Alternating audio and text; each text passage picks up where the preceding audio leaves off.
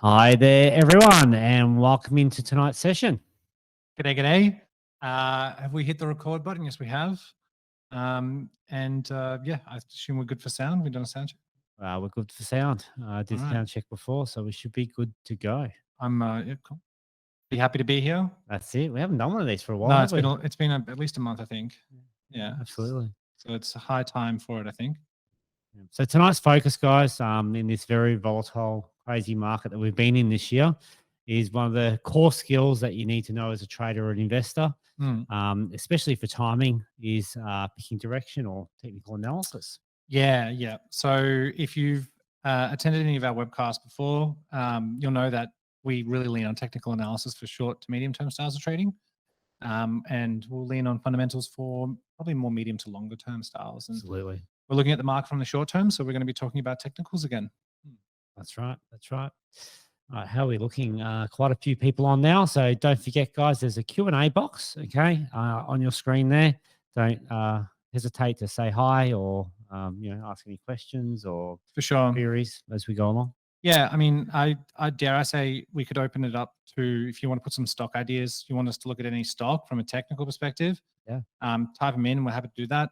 Yeah. If you could stick to the Australian market for now, that'd probably be bit better, but Absolutely. If you go overseas, we can get back to you after the webcast. If we don't get to them tonight, we can always give you a call or whatever and tell you what we think, but we're talking from a technical, right? We won't be talking from a fundamental, not really, unless we can't help ourselves, who knows. All right, let's get into it, eh? Yeah, general advice, warning. That's not. Just keep in mind that any advice contained in this presentation is general only, so it's not tailored to your personal circumstances, and that means you need to decide for yourself as to whether this advice is appropriate to you. You can tell we've practiced that one before. Huh? Should we start off with a bit of education? Yeah, let's do it. Let's get through some education first, and we'll go into some practical. All right. So look, we have a pretty we've been doing this since 2005, and Tim and I have both been here for about 10 years, I think, roughly speaking. Yep. And ultimately, education that we provide has evolved over that time. And what we've really kind of found is that you need to be good at three main things in order to be successful. And we've put them on the screen. It's, again, simplifying things. It's obviously easier said than done and all that type of stuff. But ultimately, it just gives you an idea as to where you kind of need to focus your efforts. The first of which is the obvious one, which is picking direction. And that's where a large portion of tonight's going to be focused on is technical analysis, picking direction. But you also want to have a few different strategies for trading different market conditions. And we'll touch on that tonight as well. We'll show you a couple of different ways that we're trading the current market. And then you need to be able to manage your risk effectively. And look, to be honest with you, risk management is maybe one of the hardest parts. Strategy is okay because you can generally pick something that's suitable. Picking direction, you can probably get a good feel for things, but at the end of the day, managing your own psychology, managing risk and stuff like that can be really kind of tough. So those are the three things that you need to be good at. And the way that we think that you should apply them is through a set of trading rules. So if you've watched any of our education before, you'll know that we kind of always kick off by talking about this because it's just so fundamentally important to your learning. We respect a lot of people on tonight, probably beginners. That's, I would say, arguably who these webcasts are designed for. It's people who are not particularly sure where they need to go next. If you do education through us, this is what we're going to focus on. If you don't do education through us, this is what you should be looking for, essentially. Correct. Yeah. So regardless of, it doesn't matter whose rules you use, whether it be your own or you learn somebody else's, you get mentored on somebody else's, you got to have a set of trading rules. If you just go in blind, well, that's a recipe for disaster. Yeah, it's funny because a lot of people don't, to put it in a positive way, which is going to be hard, a lot of people want to try and go down a path of educating themselves and developing their own set of trading rules, which is admirable, but that costs a lot of money, right? Because you're doing trial and error, aren't you? It's not just money, it's also a lot of time. Time, yeah. So it's money squared because time is money. Yeah, money squared, that's it. Anyway, the idea is that trading rules are going to be able to help filter a lot of the stuff that's out there. So look, we've had a bit of fun with it, but the idea is that there's a lot of things to consider, right? Fundamentals, technicals. Yeah, you've got Jay Powell, you've got Biden, war, oil, Interest rate. just stuff, right? Yep. The best word for it is stuff. And you know, we're not the only webcast I'm sure you're watching other webcasts, and they will tell you about all the things that they're looking at too, right? And everyone's got an opinion, every man and his dog. Even people who aren't qualified to have opinions, which is fair enough. That's totally fine. Yep. But at the end of the day, you have to turn all that into something actionable, right? Otherwise, what's the point? Right? Academic pursuits, fair enough. If you do it because, you know, it just turns you on a little bit, that's fine. But at the end of the day, you're probably here because you want to be able to figure out how to translate all that into a trade. Correct. Right? You're not here to be an economist. You're here to be a trader, right? Yeah. So, you know, you can focus on all these bits of information, but what it really comes down to is how you're going to trade it. Well, that's right. And time it. Exactly. And so what a set of trading rules allow you to do is basically take all that information and put it through basically like a sausage maker, right? So that you've actually got something edible maybe on the other end. I love this slide. This is my favorite slide of everything we do. Yeah. It's great. It's great. Yeah. But, So, yeah.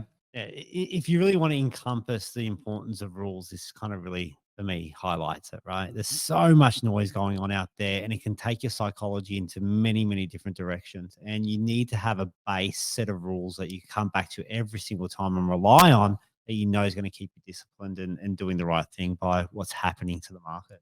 Yeah. And look, there's plenty of work to do, right? You know, over time, you'll have to evolve the rules to suit your risk tolerances, your styles, your psychology, what the market's doing. All this is easier said than done, and we respect that. But we're giving you an area of where you need to focus your efforts. And we always start off our technical webcast talking about this stuff because it's just so fundamentally important, you know? Yeah. I mean, we've basically just covered it, but just to kind of dot point it and really distill it down into a few main points. Trading rules keep you disciplined, okay? As Tim would know, and as every other experienced trader would know, something that I grapple with on a regular basis is that trading is very much a game of psychology, right? Mm-hmm. Having trading rules keeps it mechanical, or well, more mechanical, I suppose. And it'll help simplify your decision making so that you don't have to get that analysis paralysis, because more often than not, you're going to have some things that tell you to go long and some things that tell you to go short. Yeah. And if you've got the rules, they help simplify that decision making. Correct. And look, many of us have heaps going on in our lives, right? You got your full-time job, you got family obligations, you got social obligations, and a lot of things happening. And if you don't sort of have a disciplined approach here, you're going to find yourself come unstuck, because you might have a really busy day. You're going to make a bunch of trading decisions. And if you're trying to just work through an undisciplined process to do that trading decision, it's going to be very hard. If you've got a set of rules, you just got to stick to your set of rules. And once you know the set of rules like the back of your hand, well, decisions are easy. Yeah, I mean, you know, they're certainly easier, and again, it's all easier said than done. But over time, because you're gaining experience, right, it equips you to be able to evolve them. The problem is, and it's a joke that my dad once said to me, he goes, you can't help yourself because yourself is an idiot. And I mean, it's meant to be a joke, but the idea is that you can't evolve your trading rules and break them because you don't really know what you're doing. Yeah. But after time, certainly you've got enough experience that you should be able to evolve them and things like that. So how you start out won't be the same thing that you end up with 5 years later, right? It's a dynamic process. But a lot of the foundations stay the same. Like when I say foundations, the technical analysis techniques that you learn, what's an uptrend, what's a downtrend, what certain patterns mean, they never change, right? It's just how you use them. So those tools, once you learn how to use those tools are always the fundamental basis of those rules. But you might just tweak a few things, or you might change your strategy up depending on what the market's doing. For sure. All right. So look, I'm sure you guys are already aware, but if you're not, the two types of analysis come down to fundamental and technical. There's debate around this, but I don't want to get into that. The idea is that fundamental analysis is looking at company balance sheets. We're looking at the health of the business compared to its peers and its sectors, how much it's earning each year. We're looking for forward guidance, reading reports, looking at PE ratios and PEG ratios and how's their growth and all that type of stuff, right? It's super boring in my opinion. That's just my opinion, right? I'm a bit more into technicals. That's probably just because I was brought up that way. But Sam, who's often on our podcast, if you catch our podcast, he loves fundamentals. That's definitely his jam. He gets turned on by them, and they're certainly very useful for the medium to long term, right? Absolutely, and more so just for medium to long term guys. Like honestly, trying to pick what the market's going to do tomorrow based on a piece of fundamental news information or something's happening in a company's balance sheet is impossible, right? It tends to play out medium to long term where it's just you use the right tool, the right job, right? That's exactly right. Like how many times have you seen like really, really healthy, good stocks just fall for a while? Yeah. And if your trading decisions were only based on fundamentals, you'd be pulling your hair out. If you're looking at buying and selling actively, that is, right? If you're saying, well, I don't care because I'm holding the stock for the next year or 5 years, well, fair enough. You can buy it probably anytime. Even though there's better ways of doing it, you probably get away with that. Technicals, on the other hand, as we keep saying, are much more reliable in the short term. Right, absolutely. But they're not going to play out over the long term, right? So you know, if a stock's unhealthy fundamentally and it's giving you bullish technical signals, that's not a trade that's going to go up for a while. Do you know what I mean? Yeah. You might get that flourish up, which is what you're trading, and then it's really anyone's game from there. You know, absolutely, absolutely. So for me personally, like I when I got my investing cap on and I'm doing my portfolio, I'm mainly looking at things fundamentally, but I time it using technical, right? Because just because I have a fundamental view, it doesn't mean the market is also looking at what I'm looking at. So I wait because I can sometimes be a few months early, sometimes be a few months late, but the technicals help me realize that and go, okay, well, I've missed it. I've got to wait for the pullback, or I'm a bit early here. The market's still falling, even though I'm bullish. That stock is still falling. Let's wait for the bottom out, wait for the right technical signals, then jump in. Yeah, that's actually really spot on. I 100% agree. Like the thing about technicals is that it's always, even if you are someone who doesn't want to trade short term, they're still going to help you so much in your investing. Yeah. As I mentioned earlier, yeah, sure, you can buy the stock at any time, and over a 10-year period, you'd probably be okay if it's like a blue chip. But why would you do that when you can time your entries better? But also, let's face it, if you're on a webcast like this, guys, I'm assuming you're trying to beat the overall index, right? You're trying to outperform the market. Yeah, well, otherwise you just buy the index. All right. So, but only way you're going to do that is by well timing your trade, right? You don't want to be getting in on a stock because you're fundamentally bullish and it falls 20%. You know what I mean? Like it's critical to sort of you can't pick the bottom, but you can't pick the bottom. But I think you just highlighted closer to it. You know what I mean? You've just highlighted that using technicals allows you to be aware of the bottom, right? You're not, instead of buying something that's tanking because it's a good stock, you're actually waiting for technical signals to indicate that you're near it. Because a lot of people, anyway. So it's a key skill, guys. Whether you're trying to trade long term, or invest long term, or trade short term, technical analysis really has a part to play. I think so. I would say that though, I'm very biased. I really like it. It's my type of thing. I've been a big advocate. So you might be wondering, what is technical analysis? And as we've alluded to, it's about looking at charts. But just like a lot of things, you can break it down into or distill it down into some like very key principles that, as Tim said earlier, basically will never change, I don't think, right? They'll evolve a little bit, but ultimately a trend is a trend, a counter trend is a counter trend, right? So the basic principles is things like trends and counter trends, right? So we're looking for general direction stocks are moving. I think that's fairly obvious. We're looking for support and resistance levels, okay? With your trends and your counter trends drawn in, your support and resistance levels drawn in, at that point we look for technical patterns, right? And there's a whole range of technical patterns, things like triangle patterns and channels, things like flags, but also double tops and bottoms, reversal signals, candlestick patterns, all these types of kind of technical patterns. Entry and exit signals are obviously particularly important to try and kind of refine the days that you're getting in or the minutes that you're getting in. And finally, your mathematical indicators, also known as technical indicators, which are like fancy little graphs that sit over the top of the stocks. Yeah. So there's a bit to go through, and tonight we're just going to brush through some of these concepts. I think we're going to have to. I mean, how are we looking? Quarter past. Yeah. It's not too bad. All right, shall we? This is, by the way, this is a chart that I pulled. This is what the market did today. right? That's a chart of our market. There's a lot going on there. You've got the daily movements, all right? Each one of those bars represents a day, but you also have the orange squiggly things on the outside. You have the red and green lines at the very bottom. You've got the lines that I've drawn in. You've got blue, green, and red lines, the moving averages, and you got the stochastics and a little graph down. Anyway, there's a lot going on, right?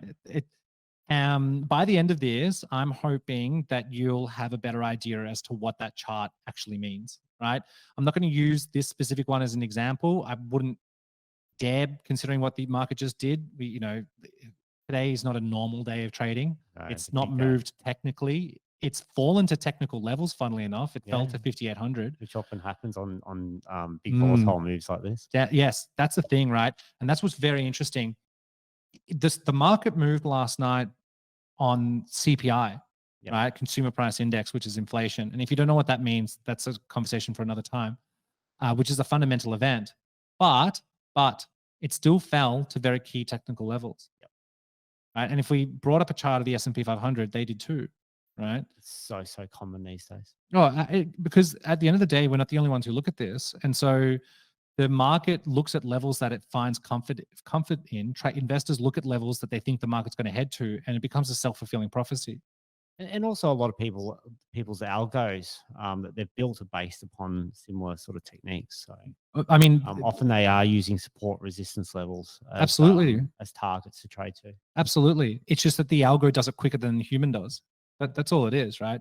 The algo just does it fast. And we're not making this stuff up, guys. Like the technical analysis that we're showing you and we're about to show you and what we teach in our courses, we don't make this stuff up, right? This is industry standard stuff that we teach, right? Yeah, it's how you apply it that changes from person to person. Yeah, right? these aren't original ideas, no. So like if everybody's looking at a similar level, well, guess what? The market's probably going to trade to that level that day. Yeah, it becomes like super obvious. Sometimes there's fake outs and you can't be super precise. Like you don't want to get out your decimal counter and measure to the line. That'll get you into a lot of trouble. But you got to speak fairly generally. Yeah. But if you do that, generally things move there, Correct. All right, let's quickly run through kind of the steps that we go through. And this is an example that I really like because it kind of really just cleanly highlights the way that we apply technical analysis principles. So the first thing that we want to look at is market range and trend, right? This is fairly basic stuff. At the end of the day, trading with the trend is just generally better. So if the stock's going up, then doing bullish trades tends to be better. If the stock's trending down, then doing bearish trades tends to be better. That's not to say that you can't trade against the trend, just more often than not trading with it is going to increase your chance of success, right? Because obviously you're trading where the stock's generally going. I mean, I feel like that's kind of obvious, right? I mean, it's kind of no brainer. But what you want to do, it's all well and good to identify that the trend is up. But what we want to do is we want to try and draw in some lines that create a bit of a rule so that when the stock returns to the line, we've got an idea as to what it might do. Because every time the stock has returned to this uptrend line, right, also known as a support level, technically, a support line, it's bounced higher. So it's actually supported the stock from falling further. And the way that we've drawn it indicates that it's a rule that's never failed so far, right? It's 1, 2, 3, maybe 4, 5, 6 times. Every time the stock has returned to that line, it's pushed higher. And what's helpful about knowing that is that if the stock returns to that line again, then every other time in the past, it's never broken it. Of course, it will one day, maybe, who knows, probably, most likely. But at this stage, it hasn't yet. So we've got a nice rule there to suggest that if the stock does return there, it's going to continue higher. And we can project that into the future because it has a gradient. And let's just say probability, if you traded that trend, you can see it's bounced off a number of times. If you do 4 trades off that trend and you get 3 out of those 4 correct before it breaks, well, you're doing well, aren't you? Yeah, right? As long as you know how to limit your losses. Yeah, and that's the big principle behind trading, right? Especially if you're just using technicals, is you're not going to get every trade correct. But if you follow good, sound rules and good technical analysis, you should get the majority correct. And the exception to that is if you just do 1 trade in your entire life and it was correct. Yeah. 100% correct. Yeah, no, absolutely. I think if you trade consistently, then you're obviously going to have some losses, right? The other thing that you can do, and this is not necessarily something that you have to do, is just try to define a market range. So yes, it bounces off that support, but you can also see that when it gets to the top line, it tends to pull back as well. That line, I don't think is particularly important. Don't worry if you can't draw that on stocks. The uptrend line is what you need to draw on uptrending stocks, and the downtrend line is what you need to draw on downtrending stocks. Yep. You don't need that range if you don't have it. All right. So don't seek something that isn't there. All right. Now that we've got our trend lines in, what we're going to do is we're going to draw in any key levels of support and key levels of resistance. Right. These are points where the stock has gotten to and then turned around. So in this circumstance, we can see that on the way up, the stock has hit this particular price point here, which is, I don't know, close to $78 or something like that, and turned around.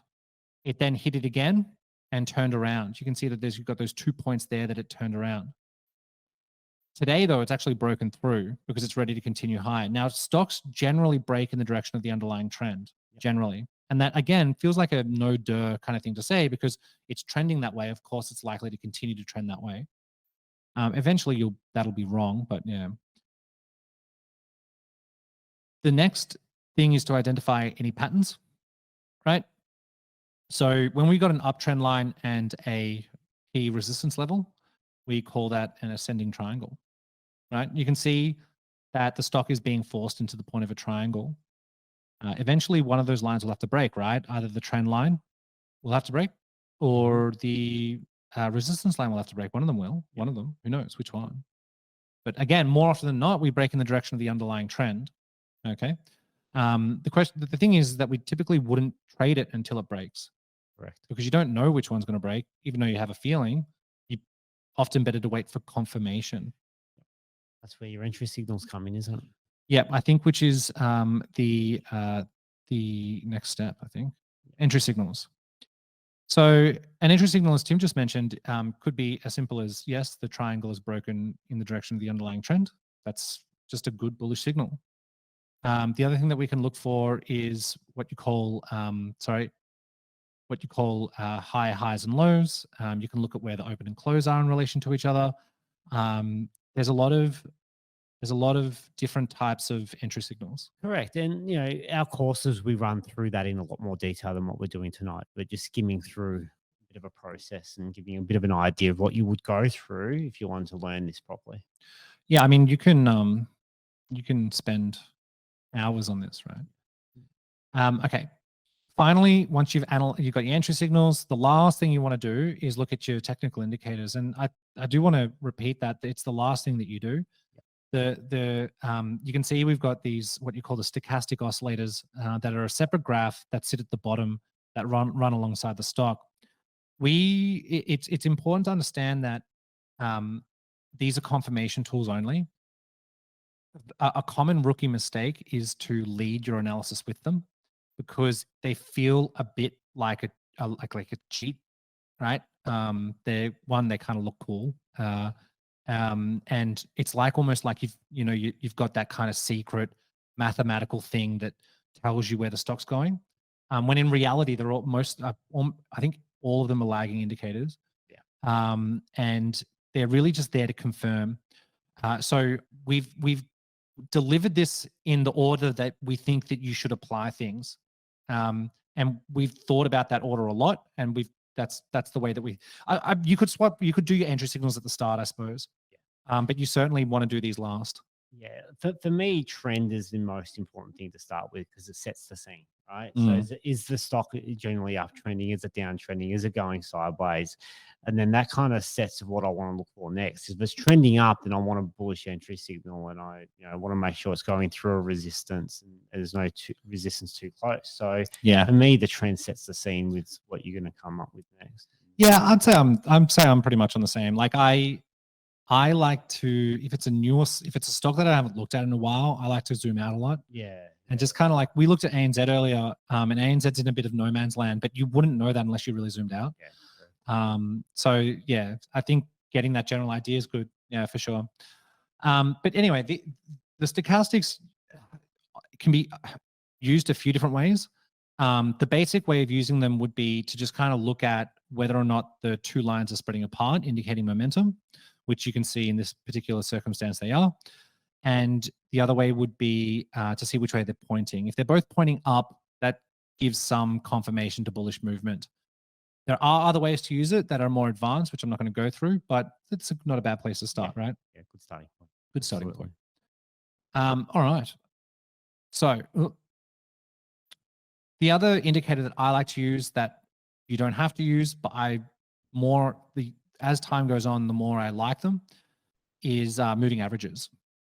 Now, the red is hang on, I'm pretty sure I wrote this down. The red is the 200-day, blue is the 100-day, and the green is the 50-day. I'm not going to explain what the moving averages are because it'll take me time. But at the end of the day, does it really matter? Not really. What we can see here is that every time the stock returns to the 50-day moving average, which is the green line, it tends to bounce. It actually did it more than it did the support level, right? The uptrend line. And certain stocks or indexes will react to certain moving averages a little bit better. And this is a really good example of it using the 50-day average. Yeah, I find, to be honest, like legit, this is it, right?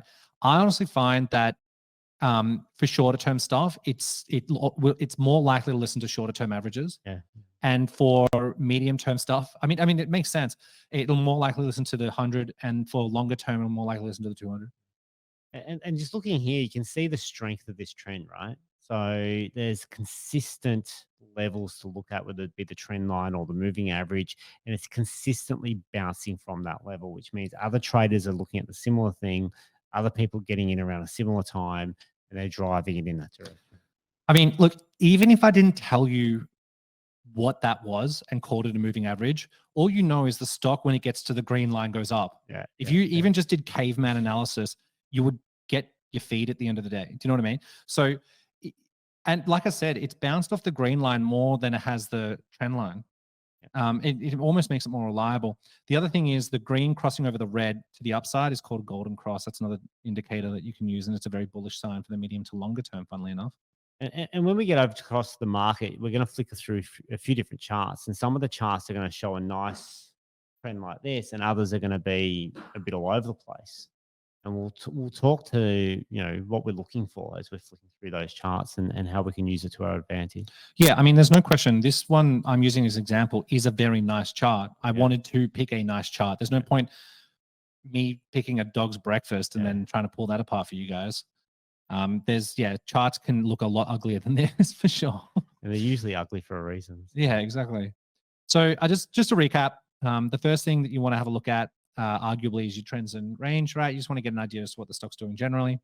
Draw in your trends and counter trends, draw in your key support and resistance levels, try to figure out where the inflection points are. Once those lines are drawn in, you can try to identify some patterns, right? Some breakouts. Look for some entry signals, confirm with your indicators, and then finally, if you want to, you can consider your fundamentals, right? Yeah, and look, for short-term trading, like, the example I always go back to, if I'm going to trade something like a Fortescue Metals, I want to know what iron ore is doing, right? And if iron ore is trending up and starting to move up, then Fortescue is likely to follow. I won't go long Fortescue while iron ore is falling 5-10%. Right? Yeah, I mean, it could be as simple as knowing there's a CPI read tonight, or like it could be simple as knowing that Coles is going to report tomorrow, because that's fundamental data that can really move things, right? And you might necessarily not be trading it, but you might just want to avoid it. Yeah. You don't have to do it in that order, right? Some people put entry signals at the start. That's totally fine. But just keep your indicators last. That's the main one, yeah. Yeah. What's after that? I don't know if there's anything. Oh, yeah, strategy. Okay. Well, do we want to go through strategy, or do we want to go through? Let's just mention it quickly, because we'll run through the market. If we see something, we might go over and show an example. But obviously, there's many ways of trading the market. So we've covered how to analyze, right? That's technical, fundamental. But how do you want to trade it, right? Just trade stock. Okay. Everyone knows how to buy stock. It's pretty easy. Just put the ticker code in and buy. Yeah. Accumulate as you go if you want, that type of thing. But there's so much more you can do out there, guys, than just buy stock, right? You can utilize derivatives, which derive their price from the stock. Okay, so there's derivatives on BHP, ANZ, CBA, right? There's derivatives on Microsoft in the US, right? So most stocks, especially larger stocks, have some kind of derivative. Top Right? 200 do. So in our market, and what we fundamentally focus on is mini warrants and options. Okay, exchange traded options, also known as ETOs. Okay, the reason why we lean on things like that is it gives us a lot more flexibility. So we can trade the upward movement of the market, but we can also trade the downward movement of the market and actually profit from the stock moving lower. Okay, which you can't do that as a retail trader just straight through stock, right? Well, yeah, no, because people be like, well, you can short stock. Yeah. Well, there's easier ways of doing that. There's cheaper and easier ways. And let's be honest, it's really not that attractive for us retailers. So we can utilize mini warrants, and that's typically to trade leveraged as well. So what that means is, if you want to make a good profit out of a small movement, let's say you're trading a 2% movement, if you put 100 grand down, you're going to make $2,000, aren't you? Right? 100 grand is a lot of money to be trading. You can do that a lot more cost effectively by using leveraged, and some mini warrants are going to allow you to make that 2 grand profit out of the 2% movement, just putting 10 grand down. Right? Yeah, I think what that really highlights is the ability to use less of your bank to achieve the same result. And if you think about it, interest rates are going up, right? So if you've got a bit of money around, you're better off with the bigger amount of money, either investing in stock and getting a dividend, going into more of a fixed interest type situation with the bulk of your cash, and you throw some money at trading, right? Yeah, and using the leverage, you can do a bit of both, right? You don't have to short term trade with your big investment money, 100 grand or 200 or 500, whatever you've got, 50. You can use it much less in the derivatives world. Yeah. Another common time that you might do that is when you're worried, right? If you think the market's going to continue to fall and you want to go to cash, fine. It doesn't mean you locked out of trading. You just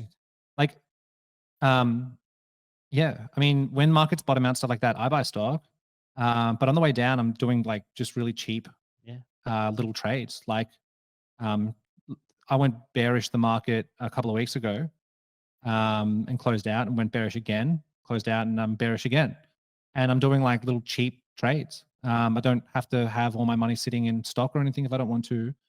And you guys should be very aware that, albeit leverage can be dangerous, because at the end of the day, it's a vehicle, right? It's like a car. Cars can be dangerous too, but you just got to know that what the accelerator pedal does and what the brake pedal does. You just got to know what's going on. And then it just basically gets you from A to B so much quicker. Yeah. It just has so much more flexibility. And no one's got a gun to your head. You don't have to do anything you don't want to do. But it comes with responsibility, right? So that's where the rules are really important, and knowing when to get in, knowing when to get out. It's I guess it's a little bit less forgiving with stock. You can sit there and wait for it to come back up, which might take years sometimes. But yeah, but you can buy 50% leveraged minis. Yeah. You can buy minis where the stock could fall 40%. You're still good. Well, maybe, I don't know, but a lot. Yeah, and you're still good. You're still good. So there's a lot of flexibility in derivatives, guys. Options in particular, there's so many strategies that you can learn and build. You can make money out of sideways movement out of options, which is really, really cool when you get those years where the market just grinds sideways and doesn't go anywhere. If you're really looking to try and outperform the market, options are a really good opportunity. There's so much you can do with them, right? Whether it be investing or trading, there's just so much you can they're the most flexible thing that you can trade in our market by a significant margin. But with that flexibility comes complexity, which means it just takes some time to learn. We don't teach them to beginners, right? They're for advanced students only. The exception to that is covered calls. Covered calls are awesome if you've got a big blue chip share for portfolio. What does the word big mean? I don't know. But if you've got 20 to 100 grand worth of one particular stock or more, whatever, covered calls are awesome. They should definitely be looking at those. Yeah. And they're very simple to understand. And then you got other markets like your Forex market, currency, that sort of thing, your crypto. All the technical analysis we teach through our courses can be adapted to any of these financial instruments, right? You're not married to what we're doing, which is mini warrants and options. You can utilize it anywhere. the financial world. Oh, no question. I mean, technical analysis. I believe that one of the first instances of technical analysis were Japanese rice traders. Yeah. Or something like that. I don't know. Maybe that's complete. Maybe that's just one of those things where everyone says that, but that's not actually true. Maybe it was just a guy named Steve in his basement. I don't know. All right.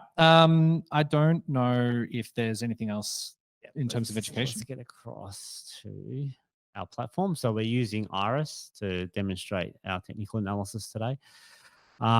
Let's start with the index. Okay.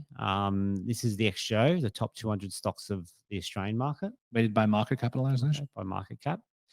All right. So I'm just going to clear off the noise. Right? Just whilst Tim does that, when someone says the market, they're talking about this.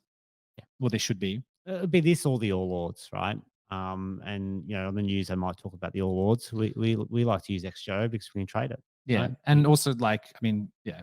So there's actually derivatives on this index that I can profit from an upward or downward movement on this index, which is pretty cool. Mm-hmm. All right. So anytime I'm doing any type of technical analysis, I always go out in time, right? I want to get the big picture first of what's actually happening. Mm-hmm. Okay. This was COVID, right? Most of you will remember that. I remember it. I remember it very fondly. Fondly is not the right word. I remember it very well. It was an interesting time in the market. I've never seen anything like that. I got to tell you, the days went quick. The days went so quick okay. because you would just be, there was so much going on. And you'd be on the phone all day. You'd be on the phone all day. I mean, and... yeah, I've got stories around that for another time.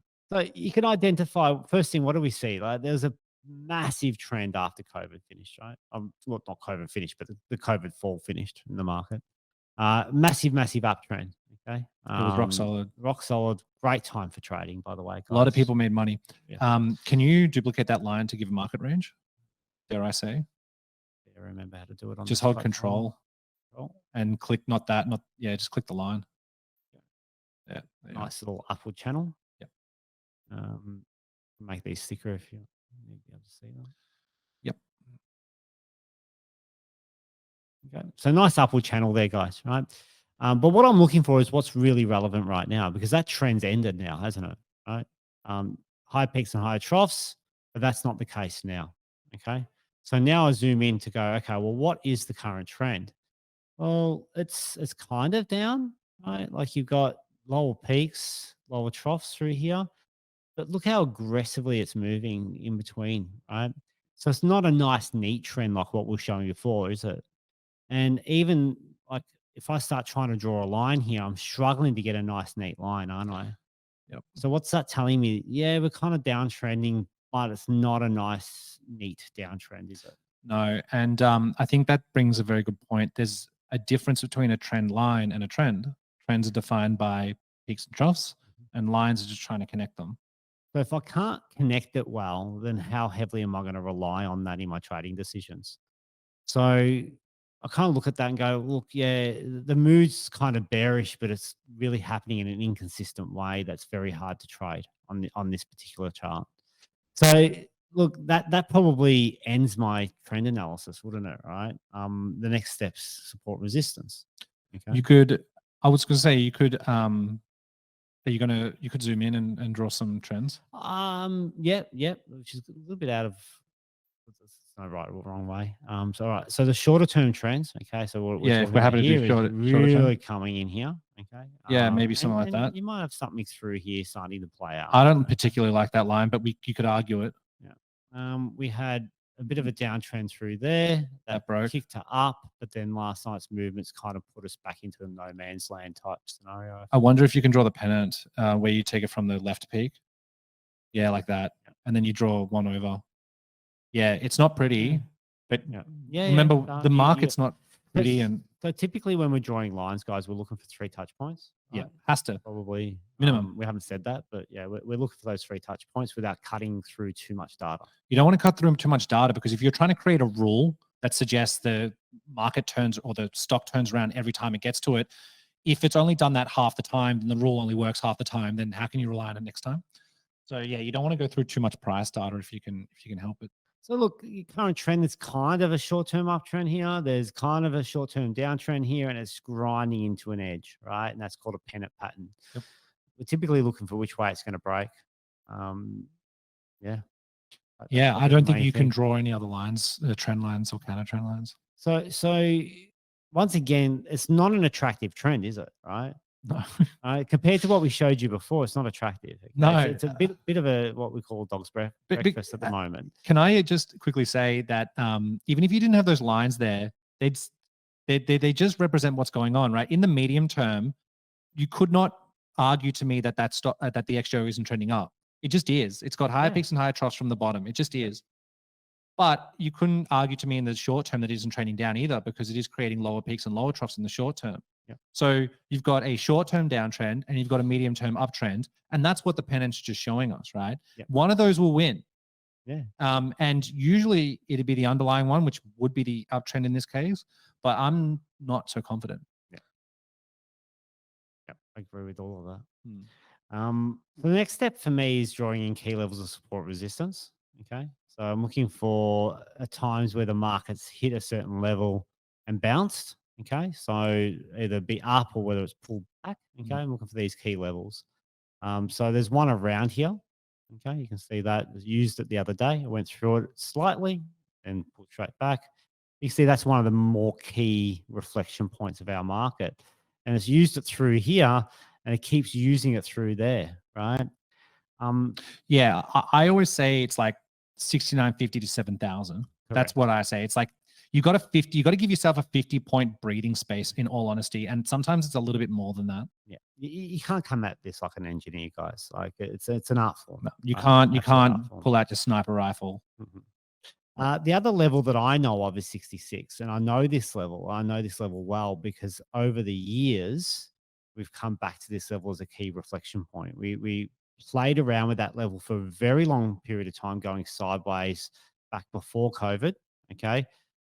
When we recovered, we spent a very long time around this level on the recovery of COVID. And that doesn't look like a long period of time, guys.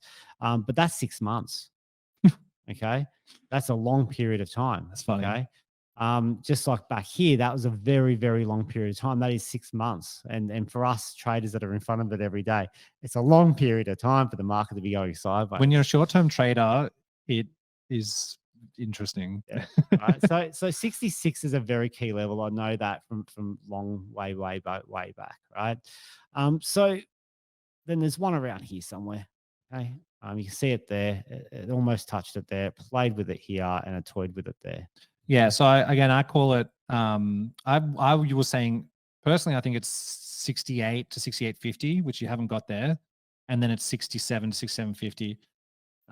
But it's pretty much close enough. You could definitely get more. Yeah, that's where I was drawing. Can you see how it only dipped? It faked us out. Yeah. And then it rallied. Yeah. And that's where, if you look, that's also where the moving averages converge. That's why I really like 6,800. Yep. And yeah, we just got a couple of questions, but I think what we'll do, just to keep you guys aware, we'll probably address those at the end. Unless they're particularly pertinent to what we're teaching right now, we'll just discuss them in the end. I'm just letting you know that we've seen them. We'll talk about them. Yeah. Absolutely. Okay. Thanks for pointing that out. Yeah. All right. So what are we looking for? We're looking for this pennant to break lower, and then we're using these support and resistance levels as targets. Yep. Okay. So if the pennant breaks and the right entry signal appears, we're going, okay, well, it could either go to 66 or it could even go all the way down to 64. Mm-hmm. How am I going to profit to 66? Okay. What strategy is going to give me enough money to get out if it hits that level? Yeah. And just to kind of, if it's not already obvious, just to describe the logic behind that, if in the past the market has turned around at 66, right? You want to be out at that point, because if you continue to hold your bearish trade into 66, well, again, historically it's turned around and you don't want to be in a bearish trade whilst the market's going up. So that's why we want to make money through that level. And if it gets close to that level or to that level, you close your trade. Yeah. Unless, there's exceptions to every rule, but yeah, essentially. So look, looking at this index, this is the top 200 stocks of our market, the way it's fallen. If you confirm further bearishness, what are you going to be looking for? Well, you're going to probably be leaning towards more bearish trades, right? Or you're going to be looking at stocks that don't trend with the overall market. Yeah, exactly. Right? So look, this typically has been a bit of a bearish year, right? We're lower than where we started. Not as badly though as the S&P 500 or the Nasdaq, right? So the US, this is a US top 500, and if you look at where they started the year off and where they are now, well, they're down. Well, they were as bad as 25% down. At the moment, they're about 18, 19% from their highs. Okay. So this is a pretty bearish year overall. Yeah, we tend not to rise or fall as hard as they do. Their post-COVID recovery was insane. Our market's not a growth market. Our market's, anyway, it's another conversation. And look, they've got a little bit more consistent downtrend line to trade off and that sort of thing. Yeah, it's real pretty. Right. Like it's very, very, it's a very pretty market. I find it's much more, it's cleaner, that really nice downtrend line, that really nice uptrend line, the very nice head and shoulders pattern that played out, both times, it's just it's a very considerate market for traders, It's like it takes care of our feelings. Definitely more heavily traded market, I guess, as well. All right, so let's go through a couple of stocks, right? So you go cost of something like a CPU, for instance, okay, and we've been in this sort of downtrending market this year, but look at this stock, okay.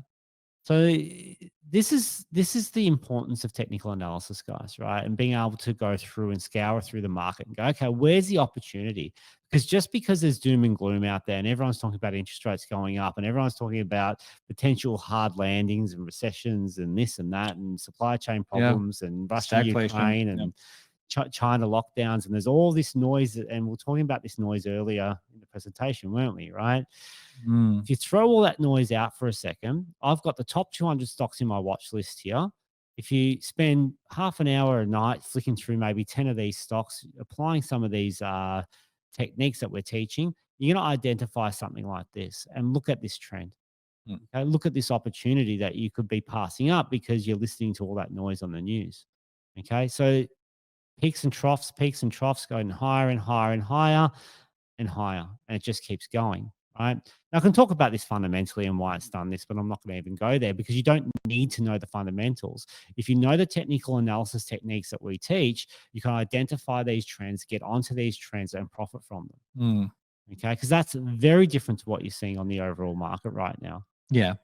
Yeah, you could, there's a few cheats and stuff like that we won't get into, but yeah, I mean, it's certainly just doing technical analysis alone will help you identify these opportunities, even though there's other ways to do so. I think that in fairness though, with this stock, I would say it's definitely going up in the medium to long term, but in the shorter term, what's the real pattern, right? It's going to be sideways. Yeah, it's quite clearly bouncing between 26.50 and 22 or whatever those numbers are. And this is starting to look like it's on its way up slowly.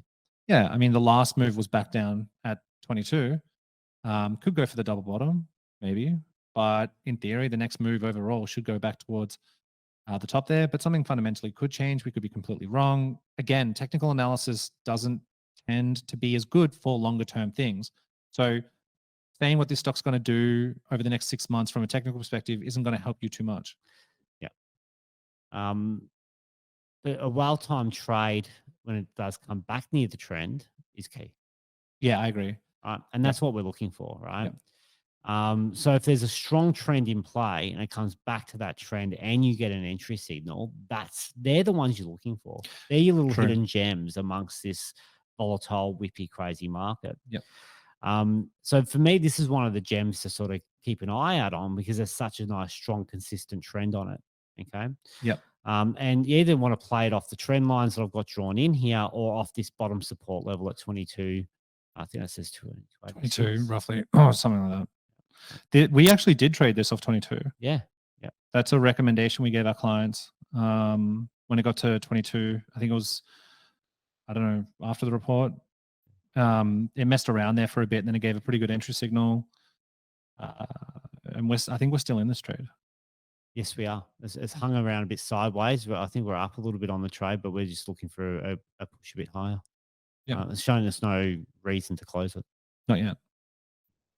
I'll flick over to another one that we actually just were looking at yesterday. Brambles. And this is another one that has trended extremely well this year, right? Mhm. So it got hammered, just towards the end of that sort of COVID stuff. But now it's on its way back up, consistent uptrend, accelerating off that again. It reported well, went a bit too hard too quickly. When you see a steep movement like that, it tends not to last long. People take profit, profit's been taken. Now there's a potential of an upward move again. The signal's there, right? Mm. Um, Yeah, I think so. It hasn't despite the doom and gloom, we're still seeing it hold up. mm, And as Tim said, the signal was there. I mean, the signal was there yesterday. that was your signal That was your yesterday. signal yesterday, and something tells me if the market hadn't fallen out of bed, the stock would be up for sure. But look how resilient it was. It's a great stock. Let's be So, honest. so typically, this looks a lot closer to our PowerPoint presentation, doesn't it? Right? There's a line that I can really draw through that's nice and neat that picks up all those troughs. And you know what's interesting is that that anomaly, that big day there, that's what its report was, Mhm. and then it actually what do you call it? Mean reversion. So it returned Back to the main. back to the mean. So the fundamental event played out. Mhm. Everyone said, "All right, cool your jets," and it's gone back to business as usual and stuck back to the trend, doing its thing. Yeah. So there's always going to be, even on a stock that people are very positive on, there's going to be a period of profit taking. And Healthy if profit I'm in a taking. stock that jumps this hard this quickly, guess what? I'm thinking about taking some Yeah, profit. yeah, of course you are. Right? Like, Absolutely. I mean, I don't think it takes a genius to know that's those types of trends aren't sustainable. Yeah. You know, So this is a really good example, and I think so Kara, you've did an advisor tip on this. I'm in the wrong one here. Most Tuesdays I write a tip, and it's a derivatives driven tip. So here it is. Yeah. So it's just on our front page, down the bottom. It's also in the news section.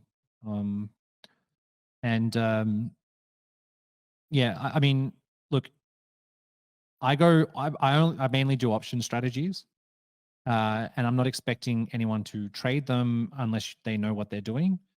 But I'm just trying to give you guys an idea as to other styles of trading that we do. But look, at the end of the day, even if you just looked at my advisor tip and said, "Oh, well, Kara reckons it's going to go up," and I mean that's a decent takeaway. And even if you just look at my chart and read my analysis and get something from that, I'm happy. But yeah, this is a bull put, and bull puts are what I would call the way that we set them up. And there's different ways you can set them up, but the way that we set them up is a more of a defensive strategy. So we'll call. Oh, this is a bull call. All right. So Oh, this is not a defensive strategy. This is a medium to this is a short to medium term bullish sideward strategy. So I was actually pricing up a bull put on this, and the bull put also worked, but I went with the bull call because it was a more directionally driven trade. So without getting into too much details on the option trade, you can kind of just look at the payoff diagram here, right? And it just shows if this is movement, share price movement up or down on the left-hand side, and time. Okay. Yeah, it's important to note that the middle price, that 12.13 on the left-hand side, if you want to go to where that's the current share price. So it's showing you what happens if the share price goes up, what happens if the share price goes down, and what happens over time going from left to right. It's important also to understand that what you're looking at is pure profit and pure loss. Mm-hmm. Your trade isn't worth $375 or $600. That's how much money you're making, all right? Or losing if it goes against you. And this is a cool thing about options, right? Because if you just hold it for a period of time and the share price just whips around sideways, you're going to make money out of that sideways move. Yeah, yeah, that's right. I mean, with this particular strategy, the goal that I had was to neutralize time decay. It wasn't really necessarily to have it as a workhorse. What carries this trade is the bullish movement. In fairness, the bull put might have been better because of the CPI reading and the fact that the market fell out of bed today. That's hindsight. That's a bit of hindsight, but I think I could have been a little bit more cautious.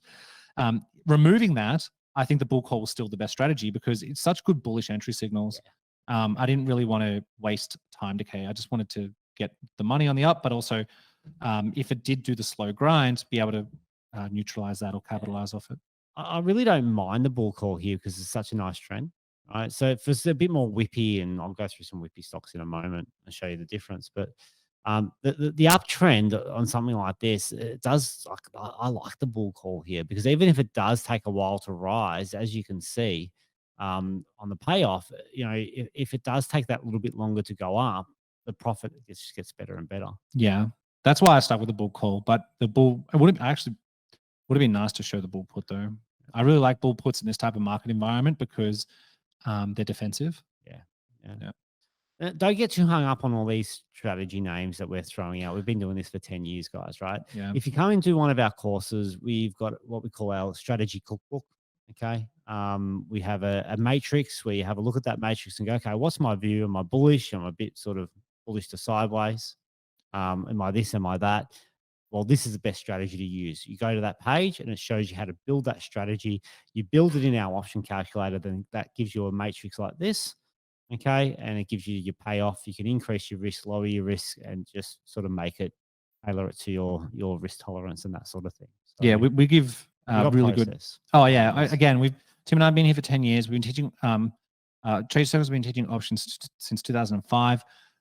This is our niche. This is like what we're really good at teaching and trading. And we because we're a small business, there's only 10 of us in the office. Because of that, our business model is more focused on providing really good service to clients. We're not just some retail trader because we know we can't compete with things like CommSec and whatnot. So where our value is being able to provide top-notch service, and that goes along with providing top-notch education. So options are complicated, but we've figured out a way to teach them in a progressive learning environment and to provide you the tools to really kind of streamline things for you and make things practical rather than pulling your hair out, which is, I would say, more often than not, the experience that new people have with options. The other tool we use often is mini warrants. We mentioned that earlier. And so you either go long, which is you're trading a bullish directional view, or you're going short, trading a bearish view, you think it's going to go down. And look, you can pick how leveraged you want to be. You can sort of go, how risky do I want to be? If I really want to perform quickly, I go for the higher gearing. So there's a lot of things we can teach you guys to help tailor to your own risk tolerance. And that's so important because if you get into something that you can't handle the risk of, then your psychology goes crazy. But if you find that sweet spot of the type of trading that suits you and your personality, the decision making is so much easier, right? So we're good at teaching you that flexibility. Okay? And like you're equipped to do it, right? So you'll be able to make those decisions based on your own risk tolerance yourself. You won't need to tell us what to do. But you simply come in and I'll just pick the most leveraged. Okay. You pick your code. It's just like, this is like a stock code, right? Just the 3 extra digits. Yep. Okay. So BXBKOC.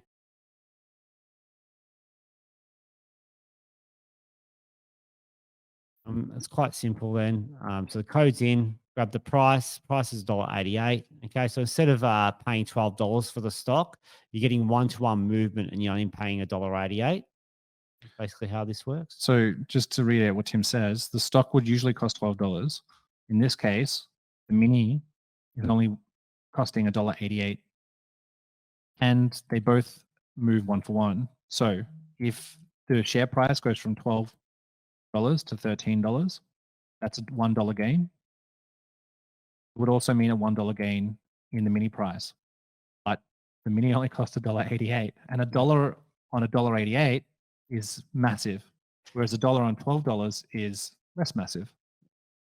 So let's just say leverage. Let's say I'm doing $940 risk. Okay, this could go all the way up to $13, right? So it's breaking. It got to $13 only a month or so ago. As a conservative estimate, even if it only got to like say $12.75 or something, right? Just to So let's have a look at the performance. Okay. $12.75, you're going to make $360. Which is what, about 30, 35% or something? I don't know. Or 38. 38, okay. You're pretty close. Or you make 50% up near that $13 level. Yep. Right. So that's your power of leverage. But with leverage comes responsibility, because the losses are also going to be much larger. And this is why we teach risk management as well. We haven't really talked about that a lot in No, tonight's session, which is just not enough time to go through all those things. But no. to the downside, obviously, there comes to a point where you go, okay, enough's enough. It's hit a certain level. It's time to get out. Right? Yeah, and look, at the end of the It's day, proven us wrong. to be completely fair, I would probably pick a less leveraged mini because of where the stop is. But in fact, we haven't got enough time. No. It's at 8 o'clock, so let's start wrapping up. I was going to talk about our education program. I think what I'm going to do, I'm just going to fly through this. If you guys want to know about any education, the best thing to do is just get in touch. You can speak to me directly, or you can speak to Tim or whoever. If you want some information, just type in info and I'll send you some info. I'll send you a brochure. But essentially, a lot of you are probably at that kind of first stage where you're researching on what to do next, right? You're kind of seeing what's out there, what's available, where you want to focus your efforts, what you want to achieve, these types of things, right? Very kind of like normal when you're entering the space. The next step is to obviously figure out how to achieve those goals, right? So, I want to be a short-term trader. Okay, well, how do I do that? Well, watching videos probably isn't going to get you there. Self-help isn't probably going to get you there. Webcasts probably aren't going to get you there. Probably going to be a combination of that plus other things. And then once you've actually gone through some proper education, the idea of real trading is the end goal, right? You want to be making money from the market. That's probably, if you boil things down, that's what people want to do. Mm-hmm. Money is a vehicle for other things, but ultimately, let's be honest, that's the end goal. Our approach is about giving you a structured and practical approach, right? Because again, there's a lot of information out there. So we just want to be able to teach you the things that we think are important, right? Not teach you the fluff. We're not going to give you a degree or a diploma, because that doesn't help you make money. What we're going to do... It actually doesn't. Of course not. Like, it's not practical, guys. Like, we've been there. It's an academic pursuit, which is honorable. If you want a job in the industry, it's good. But if you just want to trade, it's not going to really help you. If you think about all the information that you have inside your brain, and then you think about how much of that makes you money, it's actually pretty much very little. But anyway, aside from that, what we'll do is we'll teach you what we think the core skills are, and then basically we'll help support you to develop them over time, right? We're a big focus on mentorship, okay? You can speak to our clients, you can look at our reviews online. At the end of the day, what we're really known for is service and support. And being a local small business means you can come marching up to our office and knock on our door and come say hello and spend some time with us. It's totally fine. Yeah, and a lot of our newer clients that are coming through the courses often come in and spend an hour with one of the trainers and go through a few things and just make sure they're understanding all the rules properly. Spot on. So we have a 4-month program called the Masterclass. We couldn't think of a less stereotypical name, so we just went with it. I'm happy to take name suggestions, although we've changed it twice now. Yeah. What you'll learn is picking direction with technical analysis, trading strategies for trading bullish and bearish markets using mini warrants, risk management rules, and essentially the way that we'll teach it to you is in a set of trading rules. So these are the trading rules that we still use to this day, and that when we see trade recommendations, we'll often put out using those rules. Tim obviously has his own little set of rules. I have my own little set of rules. So does the other advisors.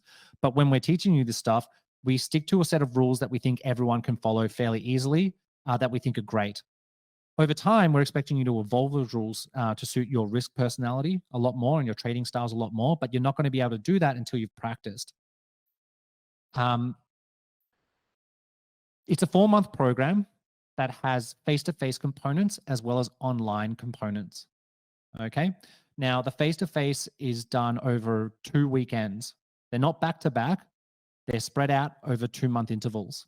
So the course begins in earnest with a 2-day weekend in our boardroom where we're sitting right now. Mm-hmm. And if you'd like, you can do that via live stream. So because during COVID, we had to provide a solution, people weren't able, obviously we weren't able to run face-to-face. So we had to provide a really solid, rock solid live stream solution, which we still offer today. But look, in all honesty, if you're local, we prefer it if you do come in and spend some time with us. You get to have a coffee with the advisors, get to see where we work and all that type of stuff. I think there's a better dynamic in the room. Yeah. 2 full weekends. First weekend's focused on the foundations, picking direction, basic strategies, risk management, and trading rules.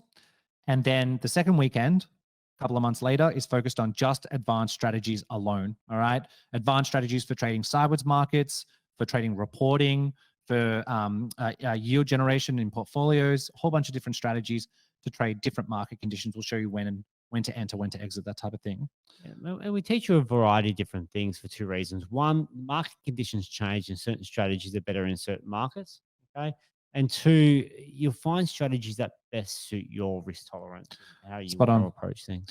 Furthermore, I will say this: if your goal is to generate an income stream, that ultimately means you're going to have to be buying and selling fairly actively. Mm-hmm. And if you've only got 1 or 2 strategies, then you're kind of waiting for the market to present those to you. Whereas if you've got, say, 5 or 6, then you might not be trading every day, unless, well, you could, I suppose, but you're going to be trading a lot more regularly.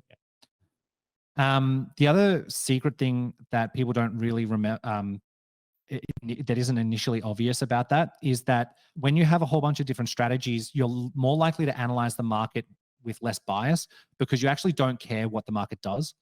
If your only strategy is to buy low and sell high by buying stock, then that's what you're kind of hoping to find. And that's how you'll start biasly analyzing things, unless you've just got a lot of experience. So having a few different strategies means that you just don't care which way the market goes. You're just going to trade it with whatever appropriate strategy you have. Right. Absolutely. The other thing that and I think this is particularly important, I'm going to drill this home a little bit, is that during this 4-month program, you have your own personal trainer. And each of the trainers here are also an advisor, which means we help people with their trading. I'm the head trainer. Tim's a trainer too.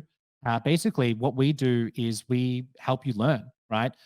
We're there to look over your shoulder, there to answer your questions, right? We're there to give you trade ideas, help you manage your positions, help you price up strategies. You can use and abuse us. That's what we actually kind of want, because we found over the years the people who engage with us the most are the ones who are most likely going to succeed. Well, that's it. And we're here. We're also here to help you with your efficiency, right? So, like, I started myself as a client 10 years ago, and I came in and did the course, and I work here, right? Won't spend too much time going into that story, but back then I was running food shops, right? And I was in the kitchen, and I was there making my big pots of soup and things like that. Soup. And had the phone to my ear to my advisor after doing the course saying, "This BHP fits the rules for a bullish trade. Can you help me price up a strategy?" And that's priceless. That was priceless back then. I didn't have the time to sit there and actually price the strategy up myself. Yeah. The advisor was able to spend 5 minutes with me on the phone while I was doing multitasking, setting a strategy up and helping me get it into the market. Right? Yeah, I mean, and that's the level of support we can give. Yeah, exactly. Okay. The majority of our clients are small business owners. They're full-time professionals and retirees. And I got to tell you, retirees end up being often more busy. Right? I don't know what they're doing with their time, I guess in between games of golf or something. But ultimately, if you don't have the time to look through the market, you could call us up and say, "Have you seen anything that fit the rules?" Yeah. I've got a few guys that call me from their hands-free driving their caravan around Australia. Yeah, that's a big one, actually. Yeah, that's a big one. There's always one of our clients in a caravan traveling Australia. Yeah. Anyway, which is fantastic, by the way. So anyway, that's what we're here to do, right? We're ultimately just here to support you as you progress through the course. And then when you're ready to start trading with real money, we just turn into your advisors and just help you trade. We just want to be traders who support other traders. We just want to create a trading group of people that we can help over the long run. All right. If you're interested in the course, the investment is $3,490, which is a bargain because you get 2 weekend workshops face-to-face in our boardroom or live stream. You get manuals. If you come in, it's fully catered for. There's 4 months of online training where you have access to all these online resources, including training videos that cover what you learned during the weekend workshops. There's webcasts that we run from 12 to 1 on a daily basis that are recorded in case you can't make it. There's market data, there's trade recommendations. It will give you access to all the technology. So the software we use will give you access to the calculators we use. And you get your own personal trainer. Basically, there's a lot packed into that 4 months. If we could teach you to trade overnight and click our fingers, we would, trust me. Education is not something we make money from. It's just a stepping stone. The idea here is that we can help you achieve your goals as a trader. If we can help you become successful, then you're likely to continue to trade through us and use our services. And that's what keeps our lights on. So for us, we want to deliver the most practical and efficient course, so that by the end of the 4 months or during the 4 months, you're in a position where you're feeling comfortable and competent and you're out there and starting to trade. The difference is you're not doing it alone. You've always got us to back you up and us to check on you. You can just keep calling up and asking a million questions until you understand it. We relish it. We love it.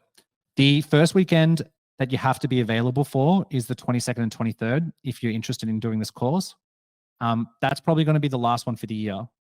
We don't run them often, right? We only take in like 10 to 12 people. We really try to focus on each person as much as possible while still keeping a good group dynamic. So we're not like, running these educations all the time, right? We just maybe 3 or 4 times a year. And this will probably be the last one. If you commit to the 22nd and 23rd of October, then you also need to be available for the 3rd and 4th of November. Both of those are full weekends, 9 till 5. All right. I think the only other thing that I want to mention is, if you're sitting here rolling your eyes going, I don't need education, Caro, I'm already really good at what I do, but I just want some support, then that's totally fair enough. I completely understand. And we're here to help. So you can open up a trading account if you want, and we can give you advice on basically whatever you need. And we can just help you with your trading. That's always an option. Answer a couple of questions there. Where would you recommend going to start trading? Well, I would have to humbly put my hand up and say here. We're a trading desk. That's basically what we do. The difference is that we just want you to trade properly, and so we teach you how to do that. When you say start trading, I wouldn't start trading until you know what you're doing. So when we run our education, we insist that you paper trade first, which is basically just trading with fake money, like a demo account. Once you've kind of proven to yourself on paper that that's something that you can do and that you can make money from, then we'll help you transition to live trading. Some people are a little bit more gung-ho, some people are a little bit more reserved. We'll kind of do it whenever you're ready. But my suggestion, to answer your question honestly and truthfully, would be to do some education first if you're a beginner, and then practice. I think that we're a great company to trade through because of all the support. So you could certainly, if you've already got experience, then you could, like I said, you could open up a trading account with us and we could assist you with your trading. I'd strongly suggest giving Caro a call tomorrow and just sort of running through what you want to try and achieve, and just see what's best suited in the way of a course. And yeah, I know like the last 5 minutes might have come off super salesy, but at the end of the day, we're not here to push you into any education. Ultimately, if you've decided that you want to become a trader, then my job is to convince you that we provide the best education, because I think we honestly do. And I think we provide the best support. But we're not here to convince you to become a trader. And what we do in Trader Circle is just a small part of what the overall business does as well, right? So, we've got the investment side of things. We've got the sophisticated 708 investor side of things. There's a lot we do. So I always suggest get on the phone, have a chat with us, let us know what you're doing, what you're trying to do, what you're trying to achieve, and we sort of try and help point you to the right direction, whether it be something with us or elsewhere. I think that's what we're about. I think it's really not. I think one of the attractive things is being able to work with a small local business, because we rely on client retention. We kind of have to look after you, even though it's ethically the right thing to do as well. There's another question about whether this is recorded. It is recorded. We'll send a recording out to everybody that registered for the webcast, so you'll get that tomorrow. In theory, in theory. Provided technology goes well. But yeah, I think we should wrap up. If there's any questions that you guys think of after the fact, you can always just flick us an email, give us a call. Sweet. Well, thanks for listening in tonight. I hope you got something from that. lot I of know I did, information. Tim. I know I did. Thank you. It's always a journey.